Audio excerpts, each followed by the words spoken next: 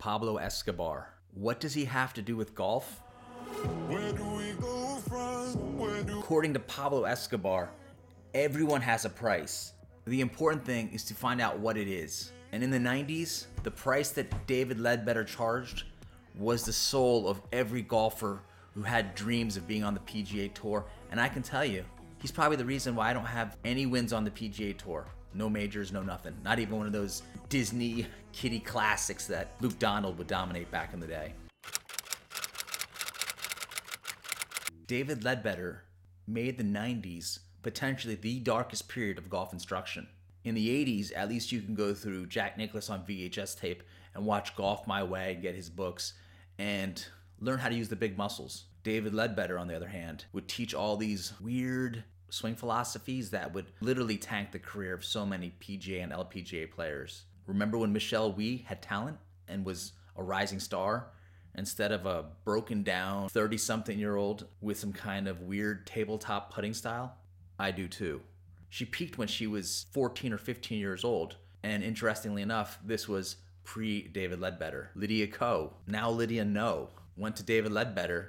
I don't know if Leadbetter takes away athleticism and talent, or he inputs some type of what people pejoratively refer to as lead poisoning. If this was Star Wars, the first chapter would really just be 2 volumes of The Empire Strikes Back with David Leadbetter as Darth Vader. Luckily, in around 2010 or so, the Jedi of golf instruction appeared, and his name was George Gankas. This would obviously be the Return of the Jedi, if I was going back to my Star Wars analogy.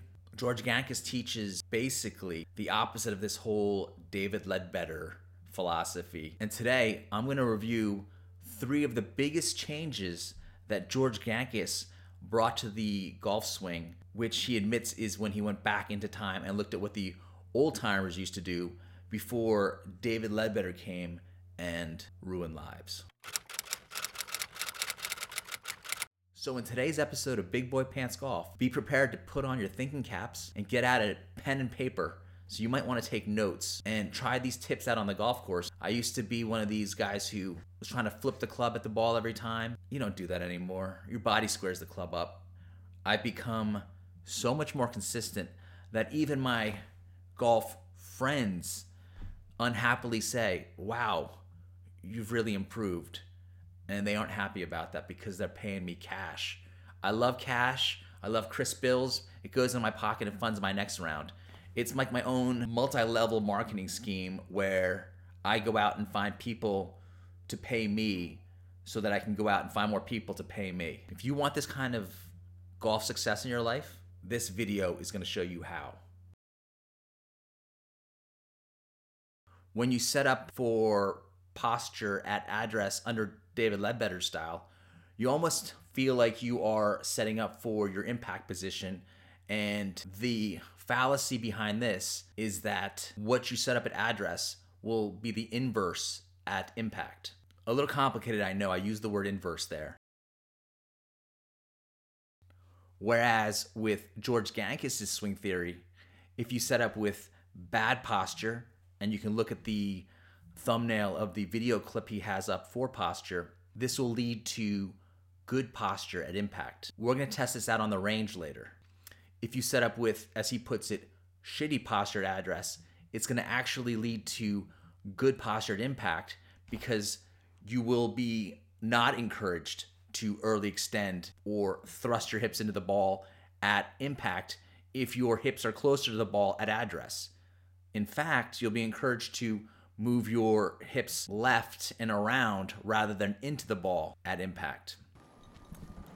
This is me at the range using the George Gankas posture.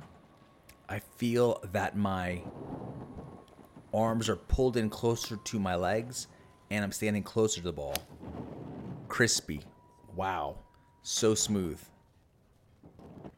As I load up for this shot again, remember, I'm feeling like I'm standing close to the ball, crushing the ball, and everything feels very natural. Very relaxed over the ball. Boom. Right at you. All these were slight baby draws.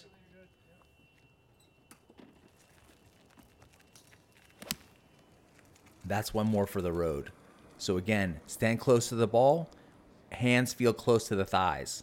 If you set up like David Leadbetter wants you to, with your buttocks back and your back straight, this is actually going to encourage you to move your hips into the ball at impact.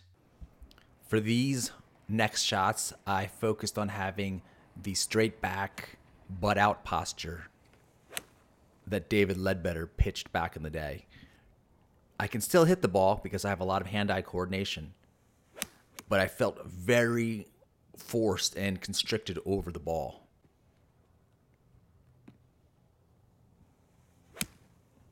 Robotic-like, if you will.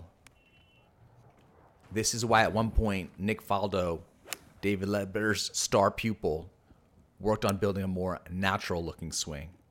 Because you look like a robot. There's a huge difference between your static address position and your dynamic impact position, and if anything, you want to set them up as polar opposites. So, when you set up an address, you are actually having your hips closer to the ball, which, when you come into impact, your hips will naturally move left and away from the ball. This is basically the best way to prevent early extension. A second major difference between the 90s Leadbetter and the current George Gankas style is that you go from one plane in the David Leadbetter system to George Gankas' system, which seems to encourage more of a vertical or a steeper backswing, which would encourage a shallower downswing. This point is so true that even David Leadbetter himself has encouraged a steeper backswing nowadays with his new A swing. So in some ways, George Gankas realized initially what it took David Leadbetter many ruined golf swings to realize. You have to almost do the opposite in the backswing to encourage a shallower downswing. In the following shots, I'm going to use the Gankas postured address. Here you can see that my tailbone is tucked under rather than having some kind of unnatural butt out position. I'm very close to the ball, just really ripping relaxed shots. Now, I'm going to use the David Leadbetter postured address. You can see here my butt is out, my back is straighter. Yes, I can still hit the ball well, hand-eye coordination, but I do feel very mechanical over the ball. Certainly a loss of rhythm and potentially power. And the final major conceptual difference between David Leadbetter's 90s teachings and George Gankas' current teachings can be shown in the video where George Gankas shows Chris Como, who is at least one of Bryson DeChambeau's current instructors, the difference between the typical swing and how people were taught in the back in the day and a pure rotational swing. And a lot of that focuses on not actually moving over to your right side on the backswing, which creates another variable in your swing. Instead, the rotational swing, you almost result in exactly what David Leadbetter warned against in the 90s and what was incorrectly referred to as a reverse hip turn or a reverse hip pivot, however you want to phrase it. But I was deathly afraid of this when I was practicing my swing, and now I realize what felt good and natural was right all along. Here you can see me using a 7-wood, focusing on pure rotation. My hips rotate. I don't have any shifting to the right.